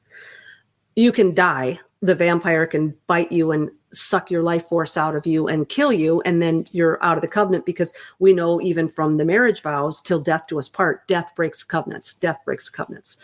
But the second way to break a covenant with an astral vampire is the ownership of the home has to change hands. So if I permit one of these entities into my home, once I leave, they have to gain permission from the new owners as well. And this is where we get into what we were talking about earlier, where if you move into a home like that and you don't know how to cleanse it, or you don't even know that it's important to do that when you move into a new house, that they play dirty, they play below the belt, they're tricksters. So if you don't cleanse your house, that's as good as permission to them, because you didn't do your due diligence. And so that's how we get into those sort of situations. So the ownership of the home changed hands, but hey, the new owners didn't care because they didn't tell us to leave. So we can get into situations like that. But these things can be easily rebuked. And I mean, even if you hear stories of little children talking about how little things will show up in their bedroom and they'll say, go away, I don't want you here. They go away. They have to have that permission. They have to have the invitation. So if you even say so much as go away, they have to go away. It's as simple as that. It is. They have to have your permission. And what I explain to people is, I don't think that this is simply a law of, this isn't something that just applies to demons or entities or bad things. This is actually the law of the entire spirit realm, good and bad. And we see an example of this actually in the book of Revelation, where Jesus says, behold, I stand at the door and knock. If anyone hears my voice and opens the door, I will come in with and eat with him and he with me. And you've got a threshold covenant in there. You've got, I'm not going to come in without permission. I have to have an invitation. If you give me an invitation, I'm going to step over the threshold of your home, and then we're going to eat together. And that's another covenant. That's the salt. That's the salt covenant. When you break bread at a table with someone, the salt in it, salt and blood are both stand-ins of these covenants, because salt and blood are part of what gives us our life force. And so when you break bread with someone, you are actually imbibing in a salt covenant with them. And this fell out of our public vernacular in around the mid 1800s. And there was a guy named Henry Clay Trumbull who wrote a book on the salt covenants at the very end of the 1800s, like 1889. And he wrote it as a historical account because the salt covenants were passing out of knowledge, and he wanted a historical record. These were done all over the world. If you broke a salt covenant, you either committed suicide or your family disowned you. It was highly disgraceful. When you imbibed in a salt covenant with someone, you were pledging to be their protector and their friend and their provider till the day they died. You were like blood brothers. Salt covenant, blood brothers, same thing, blood, salt. And this is where we get the phrase, a man's not worth his salt. He broke his word. He didn't keep his covenant. He wasn't worth his salt. We see this in the Gospels. We see when Jesus dipped bread in a sauce and he passed it around, and all of his disciples ate this bread with him. And when he dipped it in the dish, that was probably like kind of like how we go to Olive Garden and we dip our bread in oil. It was a salty concoction because this was Passover, and unleavened bread is very tasteless. And so they would dip it in this like fish sauce because it added salt and it added flavor to the bread. So after all 12 of his disciples ate this bread with them, they had entered into a salt covenant with Jesus. So Jesus was saying, in fact, he even says it in the passage, I will never leave you or forsake you. That's part of the salt covenant. That's what he was saying. I will never leave you or forsake you. And in turn, because they received that bread and took it, they were saying, I will never leave you or forsake you either. And yet Judas did betray him. He ended up leaving and going right at that very hour and betraying him. So Judas broke the salt covenant. And we see this in the famous Da Vinci painting of the Last Supper. Judas is the one holding the bag of coins at the table. And if you look closely, right by his forearm is a tipped over cup of salt, and there's salt spilled on the table. He broke the salt covenant.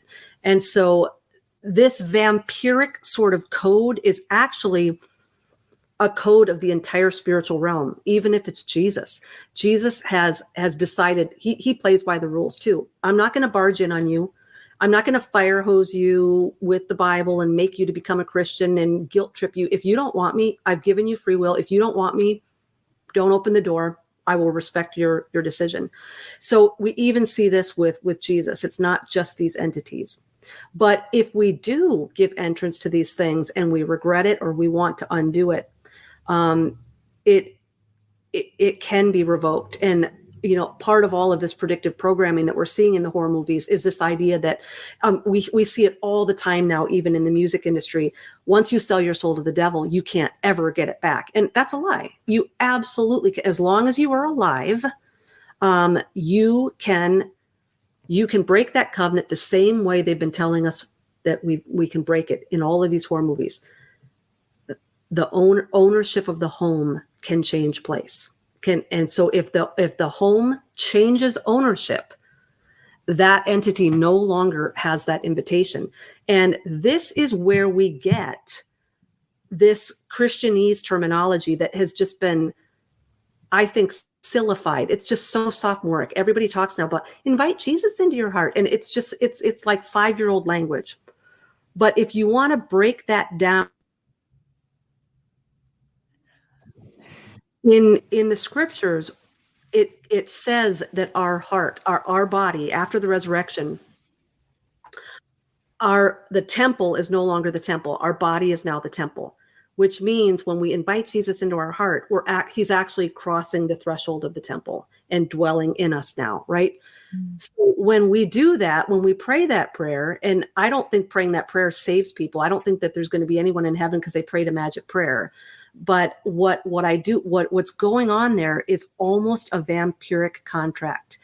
I was in a betrothal covenant with this entity from the spirit realm. And I now want to divorce that one and marry this one instead. But so that's the thing. We have to change the ownership. We have the contract that we made, which is like a marriage contract, a betrothal contract. We nullify it and we rip it up. And then we decide, I'm going to remarry. Now I belong here. And this is, again, why in the New Testament, the language of becoming saved is the metaphors that you die to the old man or you die to self. And this is the whole idea of baptism. You're under the water, you're going into the grave, you're dying, you're being born again. All of the language of Christianity is that you are suffering a death and you're being born again. And that is so that all of the old contracts and covenants that you made will legally in the spirit realm be null and void. And it gives you that fresh start to contract with an entity that is going to be under a new contract, if that makes sense. Okay, wow. My mind is blown right now. I know you have so much more to share, and you've only probably shared just a small percentage in this hour, but I'm just blown away. First of all, I don't feel so crazy anymore. I've never had this much of a definition or explanation of what sleep paralysis is and what I have been experiencing my entire life. I really just thought it was a bunch of other things. I had no idea. So fascinating. I'm going to dive deeper into this and watch some more of your videos and read your book and do all the things because obviously it needs to be done. I think I now have an idea why she's shadow banned. Yeah, they don't want us to know the truth. Yeah, you can talk about Satan and you can talk about all this, but if you say the J word, the J word, then they shadow ban you. You can't talk about the Bible. Well, or if you're talking about ways people that can free themselves from entrapment in ways, that's kind of like that makes sense to me. So it's interesting. Yeah. I'm listening to you. And my nugget today was to follow the path of least resistance. But if we flipped that to understand that we need to be the path of resistance to things that we don't want to come in, and training ourselves or training humans in this current time to be resistant to that stuff. Yeah. Because resistance, they can't do that. So it's interesting that nugget came up today. Is it though? It is. I'm so glad you said that too, Natalie, because one of the things I wanted to say earlier is here is the irony of the mentality that these beings and entities pick people who they think are extremely vulnerable. So they bully the people who have already been hurt, who are already going through a trauma or going through grief or the loss of a parent or something. And for a long time in our youth, we are extremely vulnerable and we are gullible. But what they don't understand is the human spirit and how most of us who have gone through trauma, we've been bullied, we've been teased, we've been ostracized. We're not, set up on a pedestal in this world as anything important. There's a point where when we work through the trauma, we work through the brokenness, we work through the hurt, we work through the victimization and the self-pity. It takes us half our life to get through all that, right? There is a point where we decide, I am sick and tired of being a victim. Right. I am an extremely strong person because I went through all of this and I'm still standing. And it's like you have this moment where you realize I am extremely strong. I'm not weak. And that is when this bubble bursts and you realize that a lot of this astral bullying that's been taking place in your life, that these things are not your friends. They're trying to steal your life force, your energy. They're envious in a way of the pinnacle of God's creation. And they're envious of the fact that we have these bodies and that we can experience life and love and we can eat food and we have fellowship and love. And they're envious of it. And they want to come in and they want it. And so they suck it out of us. And there's a point where you can do that for so long before that vulnerable, traumatized, broken person goes from the caterpillar to the butterfly and says, I'm not taking this crap anymore. And the bubble bursts and you realize that the sheep are wolves in sheep's clothing. But it's a process. You don't figure this out when you're 3 and 4. You don't figure it out when you're a teenager. You don't figure it out until life's half over, right? You remove some of those layers. It feels like a training process to me. They're the drill sergeants. They're the ones that it's interesting to look, because that's one of my life views, is that this we get trained in this life. And so some of that feels like training to me. And if you like go into the military training, there's a drill sergeant, and the drill sergeant's job is to break you down unless you won't, or to check to see who will make it through. Absolutely. And I'm glad you compared it to military training too, because it is boot camp. It is hard. Yeah. It is humiliating. Like, when you're in the military, it's just hard. It's humiliating, and you're stripped of your identity and you have to be rebuilt up in this new identity. And it's such an apt metaphor. And it's funny. I kind of shake my head at people that talk about Christianity as being like, la, la, la, and everything's happy and love and light. And because it's like, have you been a Christian for more than 5 minutes? Because it's hard, there are so many metaphors in scripture that compare the spiritual walk to the military. Even like when, go into all the world and preach the gospel, it's the great commission. That's military language. When you have a general giving you a commission, one of the Hebrew names for God, Jehovah Tsevaot, is captain of the armies of heaven. And it talks about not getting involved in civilian affairs. And there are so many military metaphors in scripture. So anyone that thinks that you become a Christian and your problems go away and you're happy all the time and you sing cheesy little songs and you hug everybody, I don't know what church you're going to, but that was not been my experience. Spiritual warfare. Yeah, that's right. Definitely not a thing. Wow. I cannot believe how quick this hour went by. I would love, I'm sure Natalie can concur. Yes. You're going to need to come back if you're willing. Oh, that's so generous and kind of you.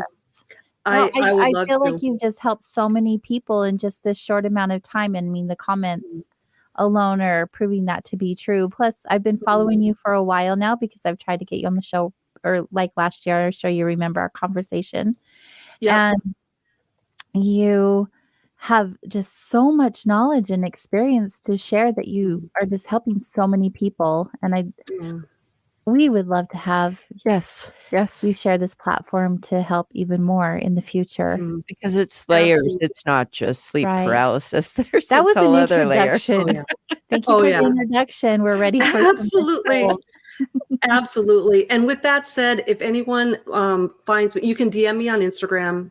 You can contact me through my website, VickiJoyAnderson.com. There's a place where you can send a message. I respond to every single one of my emails. I do phone calls if people are in a tough spot or they're scared or they're at their wit's end. We can do a phone call. I more so than writing books, I want to help people. I was in the dark with this for 47 years of my life. I didn't have any books. I didn't have anyone to go to. And I want to be that for anybody who needs that. Oh, I can feel that so much from you. This is definitely a labor of love. It's not something that you just go out and talk to the world about unless you have a conviction. And so appreciate you for coming on and being brave enough to share your experiences and your knowledge with all of us. And you also have a YouTube channel. Let's make sure that everyone knows where to find you there as well. Yeah, the YouTube show, I think there's a link on my website. I hope there is, because I think people have trouble finding the site, but it's called Through the Black 2, like Through the Black with a number 2. And my co-host, Tom Dunn, Tom was a protege of Russ Dizdar. I don't know if anyone in your audience would be familiar with Russ. He very unfortunately passed away in 2021, but he was very much involved in helping people, survivors of satanic ritual abuse. And so he was very involved in solving occult crime cases and things like that. Just the neatest guy in the world. So Tom Dunn, his protege, started Through the Black, and we now co-host. Our show runs 6 nights a week at 11 p.m. Eastern on YouTube. Most of the shows are live, so if you live chat, we'll interact with you and things, but we just talk about everything that gets you shadow banned off of TikTok for. Who needs TikTok anyway? Right. Not me. I just noticed you were there, and I was watching your videos, and then you were gone. So I know. I was kind of bummed because I like how you can do music with TikTok. It was fun, but maybe I'll try it again later, and I'll mind my P's and Q's. We'll see. Chanel's gonna show a cover of your book real quick so everyone knows what it looks like when you're looking for Vicki Joy's book. They only come out at night, exposing the dark weapon of sleep paralysis. I'm like, I forgot. Oh man. It's so good to have you. I do want to mention, if you go to my website and click on They Only Come Out at Night, it'll take you where you need to go. But the book is not on Amazon. It's exclusively on lamarzulli.net. And so I don't know. I adore that human. I saw that you had a forward from him. So good. Yeah. Yes. He actually published the book, and talk about taking a gamble. He had no idea who I was or if I could even string 2 sentences together. And he's like, I'm going to publish this book. And he has just been, I can't say enough about L.A. Marzulli. He's just been wonderful. I had the opportunity to meet him a couple of times. Just such a great person. I'm so glad that that's the way that you were able to share your voice and your truth out to the world through him, because it's a good reference. It's a good reference. Yeah. We've got to wrap, unfortunately. I wish we had more time. Right. Thank you again so very much for your time. I'll definitely reach out to you to reschedule in the future. Awesome. We'd love to have you back. Wonderful. Wonderful meeting you guys. Thank you. Thank you. Thank you so much, Vicki Joy. Yeah. Bye-bye. And to all of you, our listeners, our wanderers, thank you so much for being here with us and spending time and space together. Until next week, be good to yourself and be good to each other. Good night, everyone.